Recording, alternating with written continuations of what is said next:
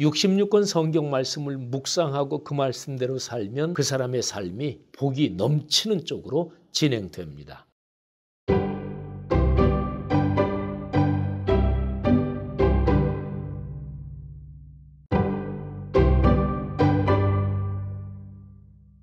동네 샘매줄 성경 이름이 좀 특이하죠. 동그라미, 네모, 세모, 메모, 줄긋기 요 5개 단어의 첫 글자를 딴 것입니다. 왼쪽에 있는 성경 본문 그거를 읽으면서 동그라미, 네모, 세모, 메모도 하고 또 줄도 긋고 그렇게 말씀을 묵상하기 위해서 출간된 성경입니다.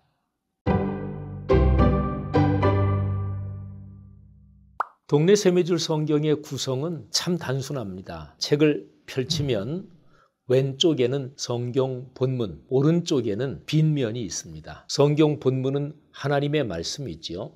그리고 오른쪽의 빈면은 나와 오늘의 세계가 하나님의 거룩한 말씀에 비추어서 어떻게 살아야 하느냐 이렇게 구성이 되어 있습니다. 동네 샘매줄 성경은 창세기부터 요한계시록까지 10권으로 구성되어 있습니다. 구약이 7권 그리고 신약이 3권 이렇게 구성이 되어 있습니다.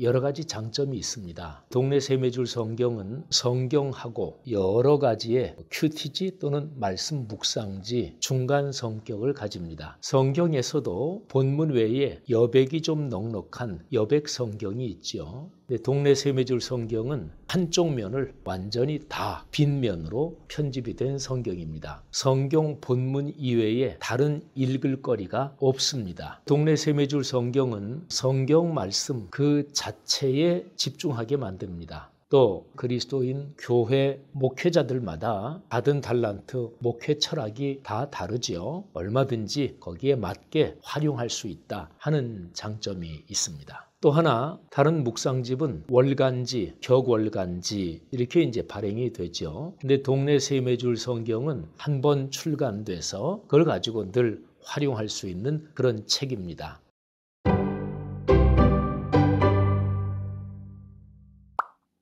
동네 샘매줄 성경은 문단 덩어리로 구성이 되어 있습니다. 성경이 처음에 기록이 될 때 문단 덩어리로 기록이 되어 있고요. 또 성경의 모든 사본들도 마찬가지입니다. 여러 다른 외국어 번역된 성경도 기본적으로 문단 단위로 구성이 되어 있습니다. 근데 참 우리 한글 성경만 유달리 매 절 단위로 문단이 바뀌게 그렇게 되어 있습니다. 거기에 약점이 뭐냐면 성경의 내용 흐름을 파악하는데 어렵습니다. 대한성서공회에서 종교개혁 시대에 스빙글리의 개혁운동 거기에서 유래된 쥐리히 성경 해설판을 발간을 했는데 동네 샘매줄 성경은 쥐리히 성경의 문단 덩어리 그거를 그대로 적용해서 발간을 했습니다. 그래서 동네 샘매줄 성경에는 종교개혁 시대까지 거슬러 올라가는 쥐리히 성경의 문단 그거를 적용을 해서 구성이 되어 있습니다.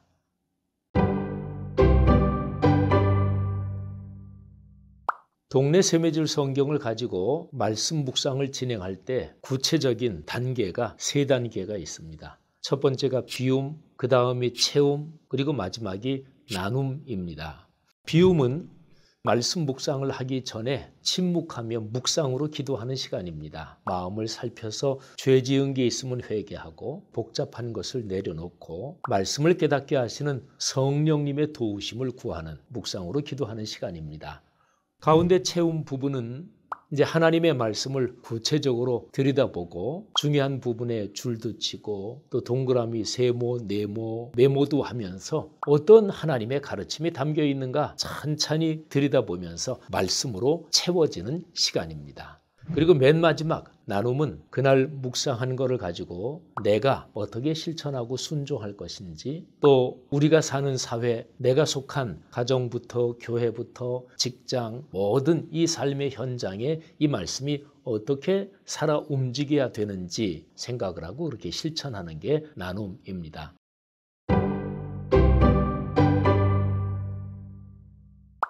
자, 동네 세매줄 성경 가지고 말씀 묵상을 할 때 이렇게 하는 것이 좋습니다. 일주일에 그러니까 월화수목금 5면 하는 거죠. 토요일은 뭐 하느냐? 지난 5일 동안 내가 묵상한 것을 다시 한번 살펴보면서 그 묵상한 말씀, 그 깨달음이 내 삶으로 어떻게 이어졌는지, 내 일상과 인격을 어떻게 변화시켰는지 그거를 살펴보는 거고요. 다음 주간 월화수목금 5일 동안 묵상할 말씀, 그 5면을 간단하게 1차 독서하는 겁니다. 주일은요, 내가 섬기는 교회의 강단에서 선포되는 말씀을 묵상하는 것입니다.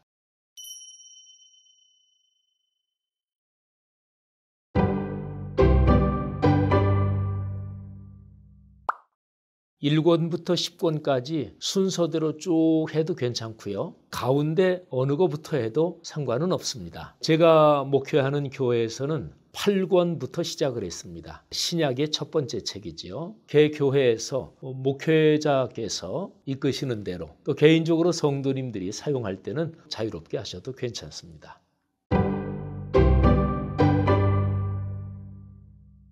그냥 딱 하나만 생각하면 됩니다. 자유롭게 하십시오.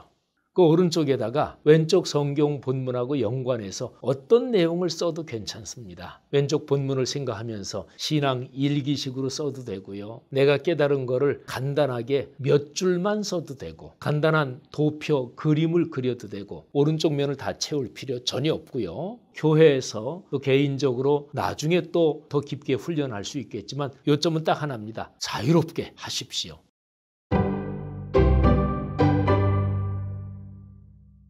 물론입니다. 미취학 아이들까지도 동네 세매줄 성경 가지고 묵상할 수 있습니다. 부모님이나 교회학교 선생님이 왼쪽에 있는 성경 본문 그중에 일부 또는 전체 그 내용을 아이들한테 이야기를 해주는 겁니다. 그리고서 그 아이들한테 그래 들어보니까 내 생각은 어떠니? 예수님은 마음이 어떠셨을 것 같아? 물어보는 거죠. 그리고 나서 그 아이들한테 오른쪽에 빈면에다가 그림 한번 그려봐. 이렇게 하면 됩니다. 그리고 하나 생각할 게 있습니다. 우리가 보통 어린아이들 책 그러면 글씨 크고 컬러풀한 그림도 있고 이런 생각을 얼른 하잖아요. 실제로 해보면은요. 초등학교 저학년 아이들도 그렇고 고학년 아이들, 중고등학생들, 어른들이 보는 책 가지고 똑같이 할 수 있습니다. 오히려 그러면 아이들에게 상상력을 충분히 활성화시켜주는 그런 장점이 있기까지 합니다. 제가 목회하는 교회에서는 취약전 연령 아이들부터 나이 드신 어른까지 동네 세매줄 성경 가지고 묵상을 하고 있습니다.